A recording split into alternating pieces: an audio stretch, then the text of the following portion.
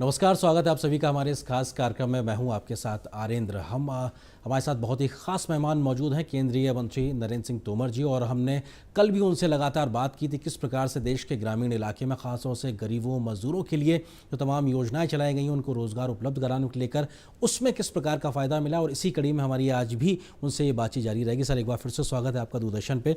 हमने अभी तक जो बात करी उसमें आपने तमाम चीज़ों का जिक्र किया और बड़ा एक मंत्र जो निकल के आया इस पूरे आपदा के समय में वो आत्मनिर्भर भारत को लेकर है। आप किस तरह से देखते हैं कि आपने जिक्र किया कि एक ग्रामीण को भी एक इकाई मानकर हमको आत्मनिर्भर बनाना है, उस लिहाज से क्या बड़ी चीज़ें अब हम देख सकते हैं कि हम हर लिहाज से आत्मनिर्भर हो सकें? देखिए, आत्मनिर्भर भारत ये एक तौर से महामंत्र है। प्रधानमंत्री जी ने इसको उद्धृत तो अभी कोविड संकट के दौरान किया और उन्होंने देश को अपील भी की है। लेकिन आपने अनुभव किया होगा कि प्रधानमंत्री जी जो कुछ कहते हैं उससे बहुत दिन पहले उसकी तैयारी शुरू कर देते हैं। कहने का आशय ये है कि वो कहते बाद में, शुरू पहले कर देते हैं।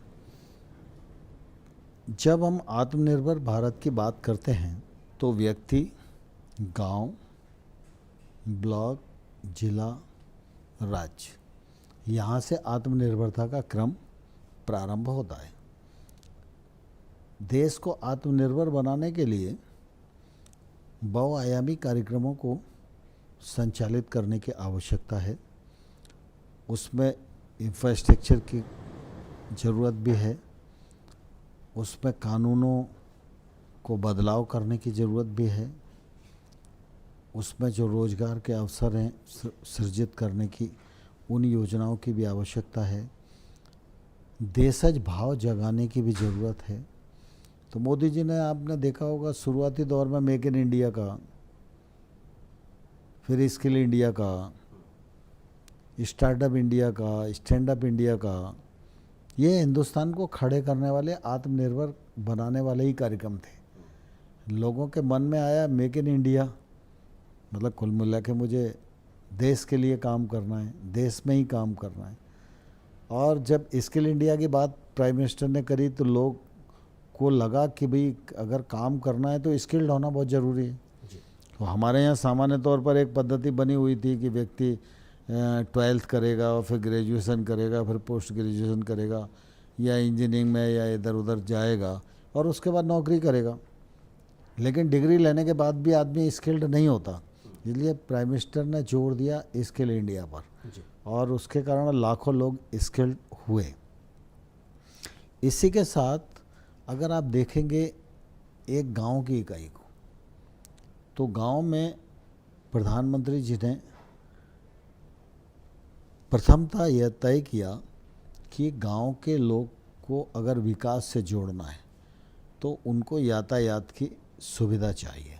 सर, आप जो आधारभूत ढांचे को बनाने का जिक्र कर रहे हैं इस पे मैं आपसे विस्तार से समझूंगा, लेकिन मध्य प्रदेश और इसके अलावा राजस्थान जैसे राज्यों से हम देख लेते हैं कि वहाँ पे जो प्रवासी मजदूर पहुँचे थे इस पूरे कोरोना काल के संकट के समय में, वो लाभार्थी आखिर क्या कह रहे हैं इस पूरी समस्या से लाभ मिलने के बाद में। आइए उसको सुनते हैं।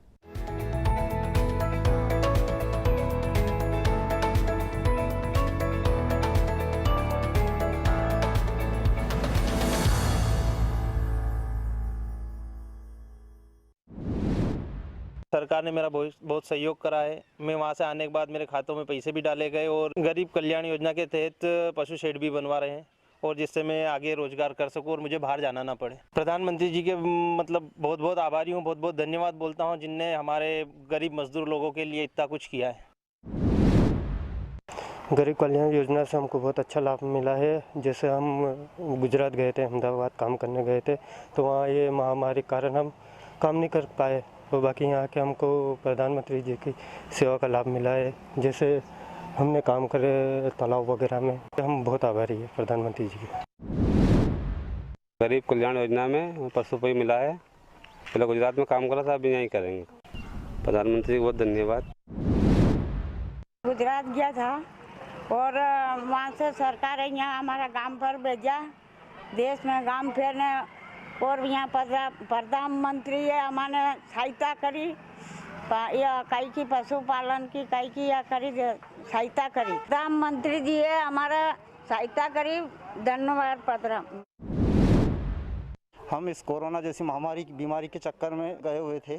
जब वहाँ से इस महामारी के बाद में हमको यहाँ लाया गया तो ये पशु शेड हमको दिया गया सरकार की तरफ से, जिससे हम हमारा गुजर बसर हो सके। और इसमें प्रधानमंत्री जी का बहुत बड़ा वो हमारे ऊपर आभार है। जैसे खाद्यान्न जैसी चीज़, पेंशन, मनरेगा से रोज़गार, ये सारी चीज़ सुविधा हमको मिल रही है। हमको देखो यहाँ जेतपुर से पंचायत से काम मिला है, तो इसके लिए हम ये पौधे, पेड़ पौधे, हमको तालाब वाला में सब में हमने काम किया। इसमें हमको रोज़गार मिला सर। उसके लिए हमको सब मुर्गी पालन सब मिला।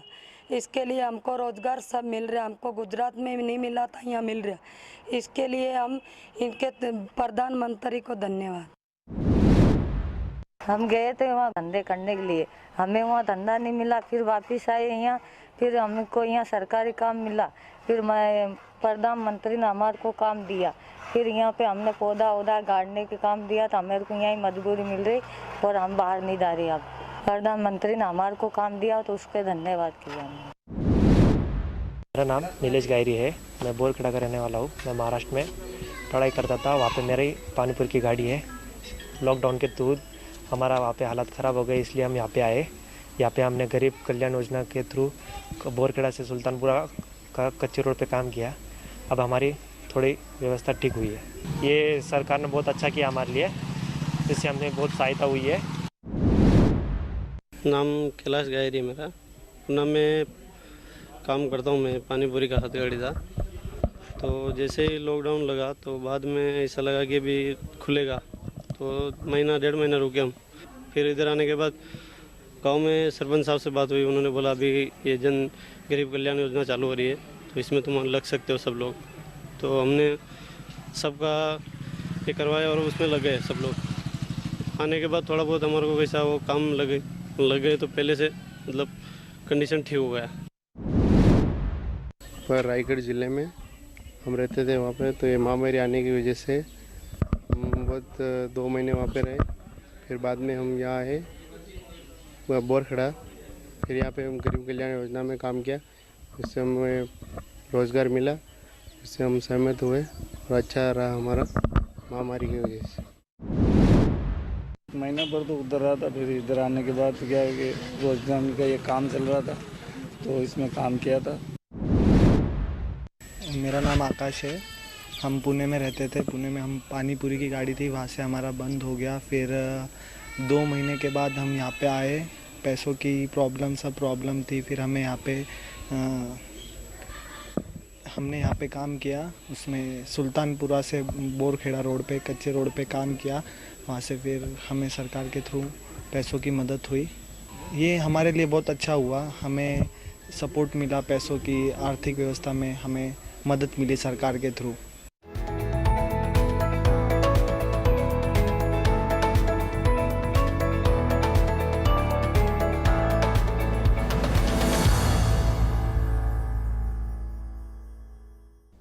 तो सुना हमने किस प्रकार से तमाम जो प्रवासी मजदूर हैं उनको इसका फ़ायदा मिल रहा है। सर, आप बात कर रहे थे आधारभूत ढांचे को लेकर। हमने देखा कि कृषि कहीं ना कहीं बहुत ज़्यादा चर्चा होती थी, लेकिन उसके आधारभूत संरचना में बहुत बड़े निवेश की जो ज़रूरत महसूस की जाती थी, उस पर बहुत बड़ा काम होते दिखाई नहीं पड़ा था। मौजूदा समय में हमने देखा है कि 1 लाख करोड़ रुपए के पूरा एक आधारभूत ढांचे को निवेश के आधार पर तैयार करने की पूरी योजना बनाई गई है। किस तरीके से सर ये पूरे ग्रामीण इलाके और कृषि क्षेत्र में एक बड़ा गेम चेंजर के तरीके से साबित हो? आज गांव में रहने वाले हर व्यक्ति को सौभाग्य योजना के अंतर्गत बिजली की उपलब्धता है, उज्ज्वला के अंतर्गत रसोई गैस की उपलब्धता है। गांव में व्यक्ति रोजगार खड़ा कर सके, इसके लिए आपका रोजगार अभियान के अंतर्गत भी लाभ मिल रहा है। मनरेगा के अंतर्गत भी रोजगार की उपलब्धता है। स्व सहायता समूह देश में 63 लाख हैं, 7 करोड़ बहनें उनसे जुड़ी हैं। वो अभी तक 10 लाख रुपए तक का लोन ले सकते थे, प्रधानमंत्री मोदी जी ने उनको 20 लाख किया। इसके साथ ही ग्रामीण क्षेत्र कृषि से भी जुड़ा हुआ है और कृषि के क्षेत्र ने ये सिद्ध किया कि कोविड संकट के दौरान भी वही क्षेत्र है जिसमें ग्रोथ है, बाकी और कोई दूसरा क्षेत्र नहीं है। और कृषि क्षेत्र में निजी निवेश का बड़ा अभाव था। और इसलिए प्रधानमंत्री नरेंद्र मोदी जी ने कानूनों में भी परिवर्तन किया। अब किसान को अपनी फसल बेचने के लिए मंडी से मुक्ति दिला दी है। किसान को अपनी फसल बेचने पर किसी भी प्रकार का टैक्स नहीं लगेगा और उसकी ओपन ट्रेड है। मध्य प्रदेश का किसान कलकत्ता के किसान को भी अपना उत्पादन बेच सकता है। किसान खेती ठीक प्रकार से कर सके और उसकी आमदनी दोगुनी हो सके, इस दृष्टि से भारत सरकार की अनेक योजनाएं हैं जिनके माध्यम से हम किसान को मदद करने का काम कर रहे हैं। पीएम किसान योजना के अंतर्गत अभी तक 93,000 करोड़ रुपया किसानों को दिया जा चुका है। किसानों को केसीसी की सुविधा अटल जी के समय शुरू की थी, लेकिन 6 करोड़ लोगों को केसीसी मिलता था। हमारे हिसाब से 14 करोड़ किसान हैं।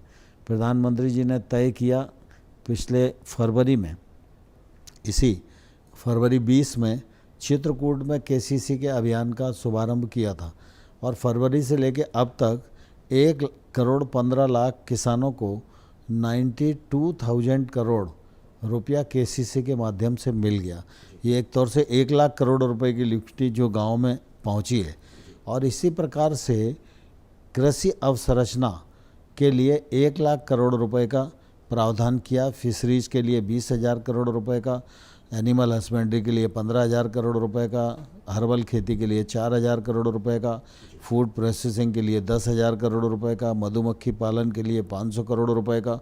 ये जो फंड है, इस फंड से निजी निवेश गांव तक पहुंचेगा तो गांव में रोजगार के भी अवसर बढ़ेंगे और किसान अपने उत्पादन को रोकने में भी सफल हो सकेगा और किसान अपने मनचाही कीमत पर बेचने के लिए भी स्वतंत्र हो सकेगा। और ये इंफ्रास्ट्रक्चर जो बनेगा और जो प्रोसेसिंग छोटी छोटी इंडस्ट्रियां गांव में आएंगी तो एक तरफ रोजगार के अवसर को सृजित करेंगी, दूसरी किसान की जो उत्पाद है उसमें आय में वृद्धि करेंगे।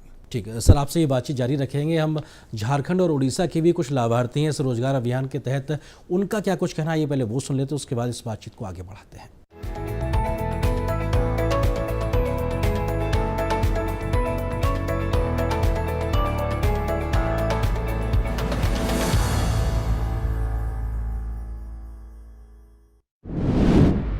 मेरा नाम मनोज यादव है, खंड गिरिडीह, जिला गिरिडीह का रहने वाले निवासी हूँ। मुझे गरीब कल्याण योजना से एक कूप मिला है जिसे मैं अपना खेती वृद्धि करता हूँ। जिला साधो और गिरिडीह जिला के रहने वाले हैं। खावा पंचायत अभियान में हम लोग जो काम मिला है वो काम कर रहे हैं और धीरे धीरे हम लोग अभी यहाँ से रोजी रोटी चला रहे हैं, परिवार अपना फैमिली चला रहे हैं। पहले सूरत में रहते थे और सूरत से आए हैं, अपना आर्थिक जो से यहाँ से सुधार हो रहा है, काम कर रहे हैं। मैं दिल्ली में रहता था, झारखंड के वासी हैं, जिला गिरिडीह पड़ता है। क्या नाम है आपका? अशोक कुमार है। कौन सा पंचायत है? खावा पंचायत है सर। फिलहाल अभी वहाँ जब हम फंस गए थे फिर वापस आए तो उसके बाद हमें काम यहाँ मिले हैं। गरीब कल्याण योजना के प्रकार पर मिले हैं हमारे को, तो हम कर रहे हैं और फिलहाल तो कर ही रहे हैं धीरे धीरे। हमारा नाम बालेश्वर प्रसाद वर्मा है, ग्राम कोदैया, पोस्ट दोरपहरी, जिला गिरिडीह, प्रखंड गिरिडीह, पहाड़पुर पंचायत। हम जैसे बाहर से आए हुए हैं, मजदूर हैं। हम यहाँ काम किए हैं, इसमें काम कर भी रहे हैं। गरीब कल्याण रोजगार योजना है, इसमें हम काम कर रहे हैं। हमारे रोजगारी जैसे दूर हो रहा है, जैसे आम बागान लगा हुआ है, इससे हमको फल भी मिलेगा। मेरा नाम जनार्दन प्रसाद वर्मा है, पंचायत पहाड़पुर पड़ता है, गांव कोदैया है। अभी हम लोगों के लिए गरीब गिरिडीह प्रखंड से गरीब कल्याण रोजगार योजना के तहत हम लोगों को यहाँ रोजगार मिला है, जिसमें कि अभी टीवीसी जो कटिंग हुआ है इसमें जितने भी बाहर के प्रवासी मजदूर आए हुए हैं, करीब आधा से 75% वही लोग काम कर रहे हैं। उन लोगों को अच्छा रोजगार मिला है और उससे इस लॉकडाउन में लोगों का जीवन पालन कर रहे हैं, बहुत खुशी। मेरा नाम शिवलाल हेमनु है, ग्राम कुसुम्भा, पंचायत पहाड़पुर, गिरिडीह प्रखंड। गरीब कल्याण रोजगार के तहत जो हमारे यहाँ प्रवासी मजदूर जो बाहर से आए हुए थे लॉकडाउन में, यहाँ हम लोग भी काम किए, मजदूरी भी मिला और आम बागवानी भी मिला। इसके तहत हम लोग बहुत सारी परेशानियाँ दूर हुई। पहले क्या करते थे? पहले क्या करते, सूरत में रहते थे, कोई दिल्ली में रहते थे, इधर से हम लोग चले आए तो यहाँ काम भी मिला, मजदूरी भी किए और पैसा भी सब मिल गया। हम पहले बाहर रहते थे। ये गरीब कल्याण योजना के तहत मुर्गी पालन हमें दिया गया मुखिया जी के द्वारा। अभी हम 900 बच्चा छोड़े हैं इसमें, जिससे करीब 20-25 दिन में निकल जाते हैं और इसमें मेरा 10-15 हज़ार की बचत हो जाता है, जिससे मेरा परिवार पूरा खुशी से रहते हैं। 10-12 परिवार है मेरा। मेरा नाम है नारायण नाग, गांव खोपराखोल, ब्लॉक खोपराखोल, जिला बलांगीर, उड़ीसा से बोल रहा हूँ। भारत सरकार की गरीब कल्याण योजना से हुआ है। ये योजना मिला मुझे सरकार की तरफ से। पहले मेरा गाय इधर से इधर घूम रहा था, लेकिन ये योजना मिलने से मैं एक अच्छा घर मिला, इसीलिए मैं अंदर रख रहा हूँ। पहले से बाहर से बोल रहा था मेरा गाय बारिश धूप सब से सेफ से रह रहा है। हम सरकार से आभारी हूँ। मेरा नाम है अनंत नारायण स्वरूप और मैं इसी गांव के कुचरला बासिंदा हूँ। गरीब कल्याण योजना, इसी में जो पानी बहता है और आता है, हम लोगों को खेती किसानी लोगों को कुछ सहायता मिलता है। हम भी मिला, कुछ ठीक मजदूरी मिला और ये लोगों वर्तमान तक ठीक है। ये उड़ीसा का बलांगीर जिला का ये पाटनागढ़ ब्लॉक बनाई मुंडा जीपी। मेरा नाम बिरादर भोई, मैं लेबर काम करता हूँ। ये लॉकडाउन पीरियड में भी ये आम का पेड़ लगा रहे हैं। प्रधानमंत्री गरीब कल्याण योजना के अंतर्गत ये काम चल रहा है। परिवार पोषण के लिए भी हम ये काम मिल रहा है, इसलिए मैं नरेंद्र मोदी प्रधानमंत्री जी के से बहुत आभारी हूँ। बाहर से साइड नहीं जा सकता, इसलिए हम वही गांव में ही काम कर रहे हैं। गांव में ही काम मिलेगा तो हम बाहर से नहीं जा पाएंगे, तो भी अच्छा है। मेरा नाम परशुराम पूंजी और हमारा गांव का नाम कुरलूमाल, जीपी खपराकोट। ग्राम पंचायत तरफ से सरकार जो लॉकडाउन पीरियड में काम दिया, गरीब कल्याण योजना से अच्छा काम दिया सरकार। अभी लॉकडाउन पीरियड में वो काम करके हमारा गांव से जितना गरीब आदमी रोजी रोटी के लिए 2 पैसा कमाया। हम फार्मपन खुलाया गरीब कल्याण योजना में, और फार्मपन में मछली भी छोड़ा है और धान कपा के पान शॉट होने के बाद लगाता भी है। और फार्मपन का साइड में मैंगो और पनस लगाता है। मछली में लाभ 1 लाख के अंदर होता है।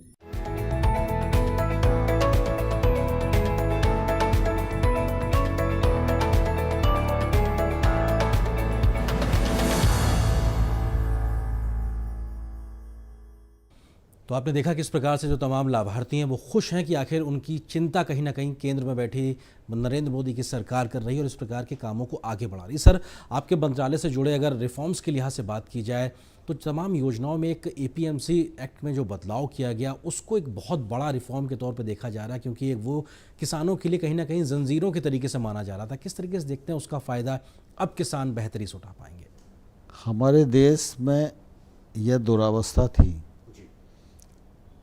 कि किसान देश में सबसे बड़ा उत्पादक होने के बावजूद भी अपने उत्पादन को मनचाही कीमत पर बेचने के लिए स्वतंत्र नहीं था।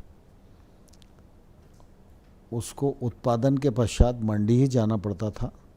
मंडी में जो बोली तय हो जाती थी उसी के अनुसार उसको अपना उत्पाद बेचना पड़ता था और बेचने के लिए वो विवश था। देश तो 1947 में आज़ाद हुआ, लेकिन किसान पूरी तरह आज़ाद नहीं था। अभी जो ट्रेड एंड कॉमर्स ऑर्डिनेंस आया, इसके माध्यम से अब किसान को अपनी फसल को अपनी मनचाही कीमत पर मनचाही स्थान पर बेचने के लिए आज़ाद कर दिया है।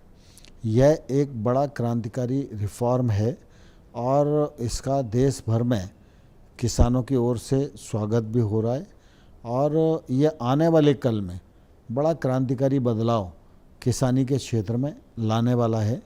इस एक्ट के माध्यम से जो ट्रेड एपीएमसी परिधि के बाहर होगी उस पर किसी भी प्रकार का टैक्स नहीं लगेगा। इस कानून में ये भी व्यवस्था की गई है कि निजी क्षेत्र के बहुत सारे ई प्लेटफॉर्म भी बन सकेंगे और उनके माध्यम से भी व्यापार हो सकेगा। इससे रोजगार के अवसरों का भी सृजन होगा और एक स्थान से दूरस्थ स्थान तक लोग अपने उत्पादन को बेचने की भी स्थिति में होंगे। इस कानून में ये भी प्रावधान किया है कि अब किसान को मंडी आने की ज़रूरत नहीं, वो चाहे तो अपने घर से भी उत्पाद को बेच सकता है, वो चाहे तो अपने खेत से भी उत्पाद को बेच सकता है, वो चाहे तो वेयर हाउस से भी सौदा कर सकता है। तो कुल मिला के इस नए कानून का बड़ा फ़ायदा किसानी के क्षेत्र में होने वाला है और जो अभी तक लूटपाट होती थी वो भी बंद होगी और किसानों को इसका लाभ निश्चित रूप से मिलेगा। ये सर एक विज़न के लिहाज से बात की जाए, आपके मंत्रालय के, आपका पीएम मोदी का विज़न है कि किसानों को उद्यमी बनाने के लिए उस दिशा में काम हो, एक आधार तैयार हो, उनको तकनीक उपलब्ध कराई जाए, उनको बाज़ार तक पहुंचाया जाए, क्योंकि उत्पादन समस्या नहीं, उसका मैनेजमेंट बड़ा समस्या। आपको लगता है कि उस दिशा में क्या एक बड़े ऐसे रिफॉर्म्स लेकर अभी तक जो लोग आप काम कर रहे हैं उसका हम आने वाले वक्त में देखेंगे जिससे पूरे ग्रामीण भारत की एक परिदृश्य बदलेगा? इस दिशा में सरकार एक महत्वपूर्ण कार्यक्रम चला रही है, कृषि उत्पाद संगठन एफपीओ। देश में 10,000 नए एफपीओ बनाने का लक्ष्य केंद्र सरकार ने तय किया है और आज मैं मुख्यमंत्री गणों के साथ भी एग्रीकल्चर इंफ्रा फंड और एफपीओ पर बातचीत करने के लिए सुबह वीडियो कॉन्फ्रेंसिंग पे था और मुझे प्रसन्नता है कि राज्य सरकारें इसको बहुत ही उत्साहजनक ढंग से ले रही हैं और उनकी तैयारी अच्छी है।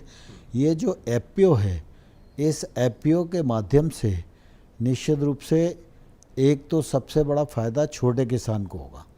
हमारे देश में 85% जो संख्या है वो छोटे किसान की है और छोटे किसान के उत्पादन का वॉल्यूम भी ज़्यादा नहीं होता और छोटे किसान की माली हालत भी ऐसी नहीं होती कि वो अपने खेत में कोई बड़ा निवेश कर पाए।